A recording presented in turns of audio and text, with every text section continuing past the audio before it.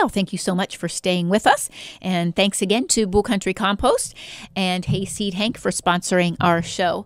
Like I said a few weeks ago, we're trying to get Tim in here to do one of the shows with us. And let you know more about those wonderful products. But he is still so busy, he hasn't had time to be able to pull away and come and do a show with us. I want to let you know that we did get a new shipment of potting soil in. So we have the small bags of the Better Grow, those 12-quart small bags. It's handy for everyone to have. The 30-quart and also the 3 cubic foot bags. So we have all of those potting soils in. We did also get a new shipment of topsoil, and we also got the Happy Frog potting soil in. So we have all of those things. We also got in some bagged mulch. So if you need to just touch up a little bit, you have a little area that you need some bagged mulch. We did get some bagged mulch in. And we also got a new product called Easy Mulch. And Easy Mulch is a great product to use when you are doing some summer seeding. So if you have some seeding, little grass seeding that needs to be done, maybe you had a new driveway put in or a new sidewalk put in this summer, and you're doing some seed work along the edges of that. And in the summertime, like it is, especially this year, you are getting into that situation where it's so dry and the straw just seems to blow away. The Easy Mulch is a great product. You do your seeding, and then you put the Easy Mulch down over top. It looks like pellets, but it holds so much water. You water it in really good. These little pellets are going to swell up, and then they will put the moisture into the soil for a long period of time. So you do much less watering, but keep the soil damp for a consistent amount of time, which is going to aid in that quicker germination. So that's going to help you out there. Or, of course, you can always use some Bull Country compost, but when we are having temperatures like this, you continually need to water. So the Easy Mulch is really going to help you out with not doing so much watering when you are doing some seed work. Now, I have had some people ask, I'm going to do some new lettuce seeding in the ground, and can I use the Easy Mulch for that? And yes, you can. You can sprinkle that down over, water it in. It is recycled newspapers, and most recycled newspapers now are using a soy-based ink, so it's not as much of a chemical. That's the only downside that I would ever see in using it, but I think most of them are using that soy-based ink now, so you don't have that chemical level in there. So you could use it on that as well, but I am a firm believer in covering your seed with Bull Country compost and watering it on a regular basis for your edibles. We also have had a lot of questions about plants lightening up, coloring. The leaves are starting to show some yellowing, not that deep, rich green color. And we keep talking about this week after week. It seems like it's because we are in such a drought period. We are doing so much additional watering, and the water that we use from our wells or from city water, which we try to recommend staying away from as much as possible. But anything that's not God's water coming out of the sky is really going to leach away nutrients and not have as good a stuff in it as our plants need. So remember, you're going to need to do some additional fertilization, especially if you're doing container gardening. You're going to need to add some extra tomato tone or some extra garden tone, extra plant tone. You're really going to need to make sure that you are getting those extra nutrients into the ground, and you're not, just thinking that, I'm watering and I fertilize them at the beginning of the season and everything's going to be okay. So you really want to make sure that you are giving the plants the extra nutrients they need when you're doing all of this additional watering all the time, because we're really seeing that stress level go up on so many plants because of the hot, which brings us to our next question, and that's hydrangeas. Don't we have more questions about hydrangeas than I think anything else we have? So many people, and actually Derek and Emily had this issue as well, are really showing signs on their hydrangeas of heat stress. Every afternoon, the plant is wilting down, having some issues that they just don't seem to be, they don't look their greatest. And so many times, and this is nobody's fault really, you buy your plant from a garden center, be it at a big box store or an independent, and we don't ask the questions or we're not given the advice voluntarily from the personnel. But we need to realize that certain hydrangeas can handle the heat and certain hydrangeas cannot handle the heat.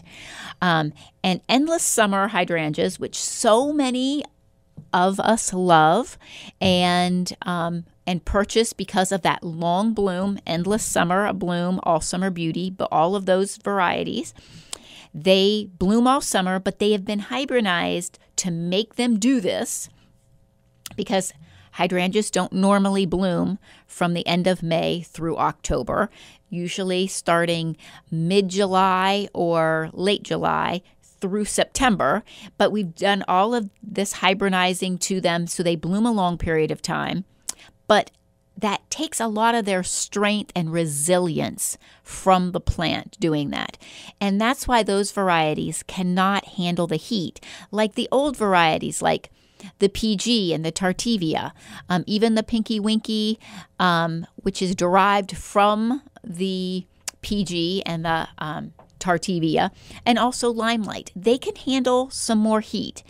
But these varieties that cannot handle the heat, we need to really be planting them on the east side of our house or in a situation where they are getting some type of shade in the afternoon from that hot afternoon summer sun. It really, really stresses them out, and you can see that every single day in your landscape. When you look out and you're like, oh my gosh, my hydrangea is wilting again. So these varieties, it's really going to be best that they only get the morning sun, or, they are getting some morning sun, maybe an hour or two in the afternoon, so they're positioned. So before you go shopping for shrubbery, you really need to spend a few days when the sun is out and really gauge where this spot is that you want to plant your hydrangea or where you want to plant a shrub, how much sun it gets throughout the day, how many hours, and what the hours are. If your hydrangea and you're saying, oh, well, it only gets 4 hours worth of sun, but that 4 hours is between noon and 4 o'clock, that's going to be too much sun for an endless summer or an all summer beauty hydrangea. That would be plenty for a rose.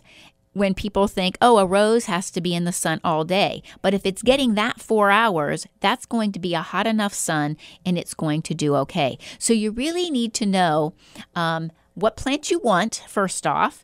And then if your situation at your home is applicable for the plant that you want, because you might have to change that up a bit. But knowing those things about your situation, you can share that with the person at your garden center, and so they will know which way to direct you. If you say, the spot that I want to plant something in, is getting 4 hours of hot afternoon sun, they can recommend something for you that's going to do the best. And again, that's why I always say, go to a local independent garden center, and they will have, hopefully, and not every single day are they going to have, the most knowledgeable personnel on staff. People can only work so many hours. And so there might be a day you go and then there might be somebody there that's not as knowledgeable, but they will take the time to write down your name, get back with you if they don't know the answers for you. But it's really important that you do know some of those things. And also always taking pictures. If you're not sure or you aren't one to write things down, take pictures of the area that you want to plant in at different times of the day. So then you'll be able to know how much sun these areas are getting, and then you'll have all of that information so that you can share it and be ready to, get all of the information that you need so that you can select a plant that's going to do well in your area. Also, knowing what your soil is like is always very important as well. So hopefully those things will help you make good selections on the plants that you want to put in your landscape. And you can always mix in edibles as well as non-edibles for just ornamental purposes in the same landscape. You just want to make sure that you do it correctly. So that's why sometimes a consultation is very important and will help you out much more. Just wanted to let you know before we close out the show today, we did get a new shipment in of statuary. A lot of farm animals this time. So we have some pigs and cows and horses and goats. Also a nice new selection of bird baths. So come on over and check those out. And remember, if you have questions that you would like to have answered, Cindy Petitti at gmail.com. You can message us on Facebook at Anthony Petitti Organic Greenhouse. You can email me, call me, 330-455-5997. Sarah or I or Devin should be able to answer your questions for you. If something happens, they don't know the answer, they will always write it down, and then we will get back with you. We want to make sure that you have successful gardens, successful landscaping, and we want to try to help you out any way that we can. But please stop by and visit us at 5828 Columbus Road. We're right there on the corner of Columbus Road and Broadway in Nimishillen Township. And we are open Monday through Friday, 8 a.m. till 6 p.m. and Saturdays, 8 a.m. till 4 p.m. I want to invite you to come over and visit the animals as well.